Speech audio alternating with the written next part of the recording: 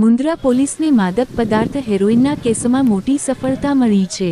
Mundra police station વિસ્તારમાં આવેલા મોટા કાંડાગરા ખાતેની આનંદ લેબર કોલોનીમાં પોલીસે કાર્યવાહી કરી 2 ઇસમોને ઝડપી પાડ્યા છે। પોલીસે આરોપીઓ પાસેથી 12 ગ્રામ હેરોઇન, જેની અંદાજિત કિંમત 2 લાખ રૂપિયા 40,000 થાય છે, તે ઉપરાંત 3 મોબાઈલ, રોકડ 6,000 રૂપિયા 800, 3 debit card, lighter, aluminium paper, વજન કાંટો સહિત કુલ 2 લાખ રૂપિયા 57,800નો મુદ્દામાલ કબજે કર્યો છે। પકડાયેલા આરોપીઓમાં સાગર મસીહ અને મલકીતસિંઘનો સમાવેશ થાય છે। બંને હાલ આનંદ લેબર કોલોનીમાં રહેતા હોવાનું સામે આવ્યું છે। Mundra police inspector M.R. શકોરિયાના માર્ગદર્શન હેઠળ ભૂજપુર OP તથા સર્વેલન્સ સ્ટાફે આ કાર્યવાહી હાથ ધરી હતી।